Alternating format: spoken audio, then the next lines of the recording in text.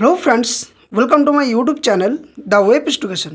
So friends, এই মুহূর্তে আপনাদের জন্য একটা গুরুত্বপূর্ণ আপডেট, সেটা হচ্ছে 30শে মে নবান্নে মহাবৈঠক।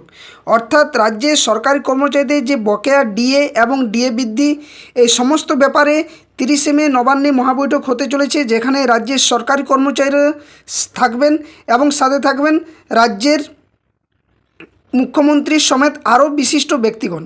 অর্থাৎ এই যে বকেয়া ডিএ রাজ্যের সরকারি কর্মচারীদের, যেটা গত 11 তারিখে যে ক্যাবিনেট বৈঠক হয় রাজ্যের তরফ থেকে, সেখানে কিন্তু ডিএ ব্যাপারে আলোচনা হওয়ার কথা ছিল আগামী যে গত 18 তারিখ ছিল সেখানে। কিন্তু দ্বিতীয় ক্যাবিনেট বৈঠকও রাজ্যের কর্মচারীদের বকেয়া ডিএ বা ডিএ বৃদ্ধি নিয়ে কোনো আলোচনা হয়নি। যদিও একটা যে পজিটিভ সাইন পাওয়া গেছে, সেটা হচ্ছে নতুন পে কমিশন বা সপ্তম পে কমিশন চালুর অনুমোদন নিয়ে। তো তাও কিন্তু রাজ্যের কর্মচারীদের মধ্যে একটা যে আশা, সে আশা কিন্তু ভেঙে গিয়েছিল। কারণ গত 11 তারিখের ভিত্তিতে যে 18 তারিখে দ্বিতীয় ক্যাবিনেট বৈঠকে যেখানে বকেয়া ডিএ মেটানো বা ডিএ বৃদ্ধি নিয়ে যে আলোচনা হওয়ার কথা ছিল, সেটা কিন্তু ওঠেনি। তো এই ব্যাপারে 30শে মে নবান্নে মহাবৈঠক রয়েছে, যেখানে বকেয়া ডিএ নিয়ে জট কাটার আশায় রয়েছে রাজ্য সরকারি কর্মচারীরা। তো কী কী তথ্য উঠে আসছে, এবার কি বকেয়া ডিএ মেটবে রাজ্যের কর্মচারীদের, সপ্তম পে কমিশন নিয়ে কী তথ্য উঠে আসছে, কবে চালু হবে এবং 30শে মে নবান্ন বৈঠকের গুরুত্বই বা কতটা, এই সমস্ত তথ্য একটু আপনার সামনে শেয়ার করার চেষ্টা করব। তো সকলেই ভিডিওটা শেষ পর্যন্ত দেখবেন। আর যারা চ্যানেল নতুন ভিউয়ার্স রয়েছেন, অবশ্যই চ্যানেলটি সাবস্ক্রাইব করে পাশে থাকা বেল নোটিফিকেশন অন করবেন। তো চলুন বিষয়টি জানা যাক। তো দেখুন, আজকে অর্থাৎ আমাদের শ্রদ্ধেয় শিক্ষক মহাশয় ভাস্করবাবু, তিনি কিন্তু একটা পোস্ট করেছেন, যে পোস্টের মধ্যে দিয়ে আপনারা সরাসরি দেখতে পাচ্ছেন এখানে ওনার পোস্ট।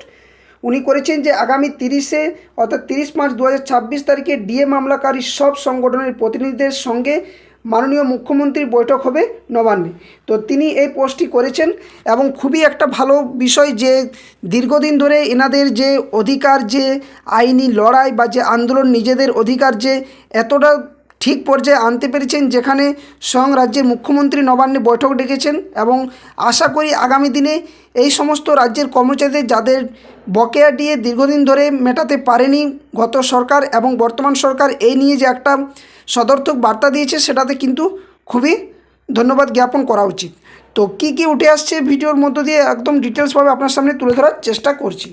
তো দেখুন, বিষয়টি হচ্ছে যে ডিএ যে মেটানো নিয়ে, সেটা কিন্তু নবান্নে বৈঠক হতে চলেছে 30শে মে। তো এখানে কি বলা হচ্ছে না, পশ্চিমবঙ্গের সরকারি কর্মচারীদের দীর্ঘদিনের যে বকেয়া ডিএ বা মহার্ঘ ভাতা, সেই নিয়ে চলমান আন্দোলনের ইতিহাসে এক বড় এবং ঐতিহাসিক মোড় আসতে চলেছে। রাজ্যের নতুন মুখ্যমন্ত্রী শুভেন্দু অধিকারী আগামী 30শে মে 2026 শনিবার নবান্নের সভাগৃহে ডিএ মামলাকারী ও আন্দোলনকারী সব সংগঠনের প্রতিনিধিদের সঙ্গে বৈঠকে বসবেন। আজ বৃহস্পতিবার যৌথ মঞ্চের আহ্বায়ক ভাস্কর ঘোষ মহাশয়বাবু, তিনি নিজেই ফেসবুকে পোস্টের মাধ্যমে এই খবর নিশ্চিত করেছেন। এখানে বলা হচ্ছে যে আগামী 30শে মে এই উচ্চ পর্যায়ের বৈঠকটি শুরু হবে। নব্য গঠিত রাজ্য সরকারের এই সিদ্ধান্তে দীর্ঘদিনের ডিএ জট কাটার নতুন আশা দেখছেন কর্মচারীরা।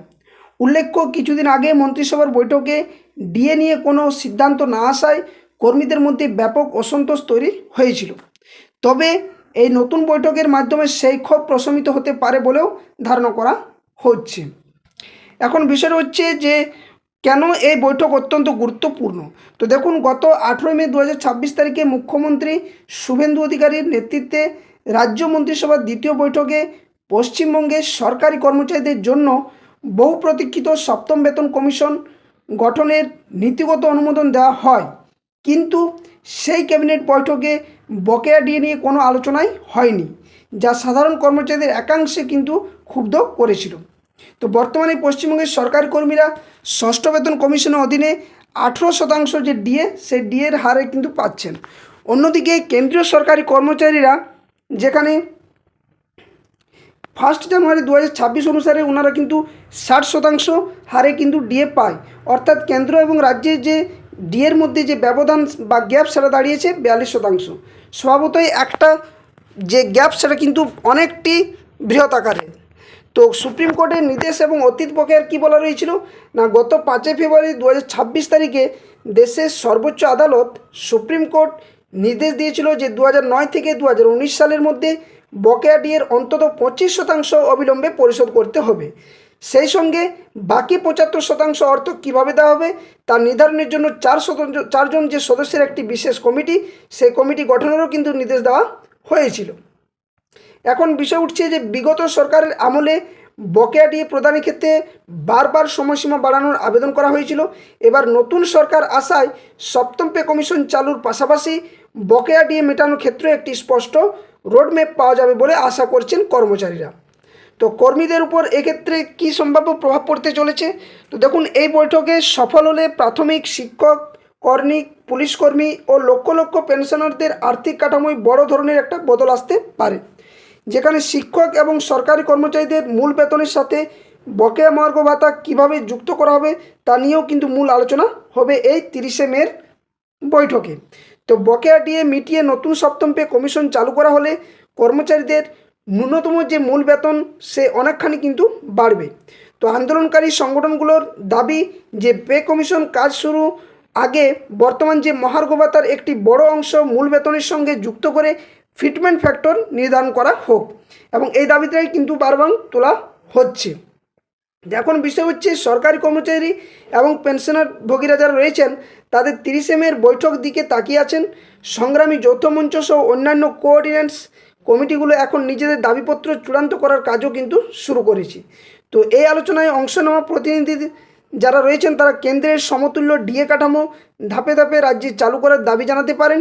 নবান্নের পক্ষ থেকে কোনো ইতিবাচক ঘোষণা এলেই তা রাজ্যের লাখ লাখ পরিবারে অর্থনৈতিক স্বস্তি এনে দেবে।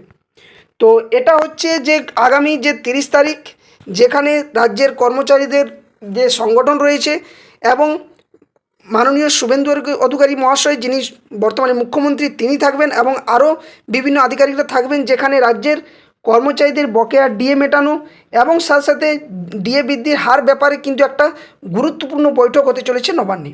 তো সকলে কিন্তু তাকিয়ে রয়েছেন এখানে। তো যাই হোক, একটা সদর্থক বার্তা পাওয়া যাচ্ছে বর্তমান সরকার তরফ থেকে, যেখানে রাজ্য সরকার এবং কেন্দ্র সরকারের যে ডিএর গ্যাপ সেটা আশা করছি খুব দ্রুত মেটানোর চেষ্টা করা হবে, এবং সপ্তম পে কমিশন যেটা খুব দ্রুত যে 45 দিনের মধ্যে চালু করার যে একটা আশা, সেটা দ্বিতীয় ক্যাবিনেট বৈঠকে কিন্তু এটা অনুমোদন পেয়ে গেছে। এখন মূল বিষয় হচ্ছে এই বকেয়া ডিএ মেটানো, ডিএর হার বৃদ্ধি এবং সপ্তম পে কমিশন, এই 3টি বিষয় নিয়ে রাজ্য সরকার কোন পথে এগোচ্ছে সেটাই কিন্তু দেখার। তো 30শে মে সকলেরই নজর থাকবে। অবশ্যই চ্যানেলে পাশে থাকুন, যা তথ্য আসবে আপনাদের সাথে যথাসময়ে শেয়ার করা হবে। আর এই ধরনের আপডেট পাওয়ার জন্য ভিডিওটি অবশ্যই লাইক শেয়ার করবেন, এবং সাথে সাথে বলবো যারা চ্যানেল নতুন ভিউয়ার্স রয়েছেন অবশ্যই চ্যানেলটি সাবস্ক্রাইব করে পাশে থাকা বেল নোটিফিকেশন করবেন। আর ভিডিও ডেসক্রিপশন বক্সে দেওয়া অফিসিয়াল টেলিগ্রাম চ্যানেল লিঙ্ক এবং অফিসিয়াল ফেসবুক পেজের লিঙ্কে যুক্ত হয়ে যাবেন, কারণ সেখান থেকে যে কোনো ধরনের আপডেট, নিউজ, কেস আপডেট সংক্রান্ত তথ্য আপনার সামনে যথাসময়ে উপস্থাপন করা হয়।